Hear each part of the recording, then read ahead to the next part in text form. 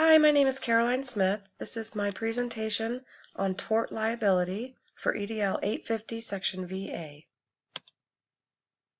Tort liability is when an action by one person, known as a tortfeasor, causes harm to another person, either intentionally, by neglect, failure to act, or by a violation of the law, and a civil lawsuit is filed against the tortfeasor. The defendant is generally held responsible for damages. There are three main types of torts. There's intentional, negligence, and strict liability. An intentional tort is a civil wrong committed with the intent of damaging someone else. This could include assault or battery, invasion of privacy, theft, fraud, trespassing. Negligence is when the act leads to harm or injury, but it's not intentional. Three elements must be satisfied in order to prove negligence. First, a duty must be owed to a victim. The duty must have been failed, and a loss must have been suffered by the victim. Strict liability is when the imposition of liability without having to prove negligent fault or intent is occurring. This generally refers to activities that are considered useful but dangerous to the public. So the goal really is to ensure that the proper precautions are taken to ensure patient safety. For instance, if you have a zoo and you have lions roaming around with the people, obviously that's not safe. And so you have to put fences up and cage the animals in order to remain in compliance with public safety. Common torts that may occur in the classroom would be assault, battery, false imprisonment, and defamation. Assault is an attempt or a threat to do harm. You can have a verbal threat or a physical gesture. The point is that the victim has to feel threatened. Battery is when that physical act is completed, so the threat is followed through with. False imprisonment is intentional confinement by physical means, threats, or assertion of authority. For example, tying a student to a chair because they won't sit still, placing a student in a timeout closet because they're misbehaving, but they're claustrophobic perhaps, and actually taping a student's mouth shut because they're talking in class or something would be an example of false imprisonment.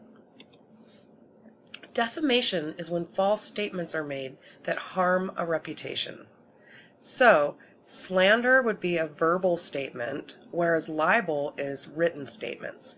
That could be via text or email or the old-fashioned pen and paper. Reactive measures to these sort of assault and batteries would be physical intervention of the fighting parties, separation of those parties, report made to school officials and potentially law officials. Reactive measures to false imprisonment would include release of student from the restraints, obviously, discussion with the offending party, generally speaking the teacher, to determine why they felt the need to use that sort of restraint, reprimanding, and potential suspension of that teacher. A reactive measure to defamation would include investigation of libel or slander, determining damages, and doling out appropriate punishments. Now, proactive measures have more to do with prevention, so it would be a good idea to set up online resources and ensure that all parties are aware of how to access them. Proactive measures for assault and battery may include making counseling available to all students, but particularly those with aggression issues, ensuring that students, teachers, and parents have a clear understanding of the policies of your school involving violence, and training teachers not only to identify and prevent, but hopefully to resolve hostile situations. And a proactive measure to false imprisonment would be to ensure that teachers know their limitations regarding punishments. Offer the teachers alternative measures so that they can learn how to deal with unruly students in their classroom, and ensure that students know their rights. A proactive measure to defamation would be to educate students, parents, and teachers about the dangers of gossip, slander, and libel.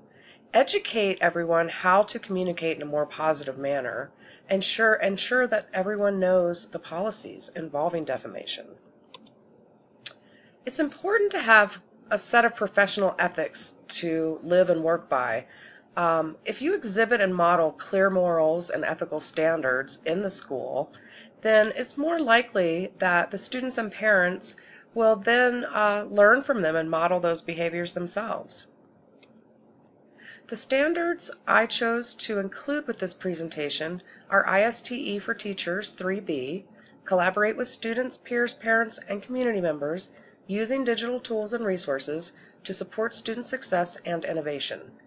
And also PSEL 1F, develop shared understanding of and commitment to mission, vision, and core values within the school and the community. It's important to share information and ideas. Make sure everyone's on the same page. Utilize online resources. Commit to being fair and just in your school and in your school's community. And finally, the dessert tort was just too good to pass up. Thank you. I hope you've enjoyed this.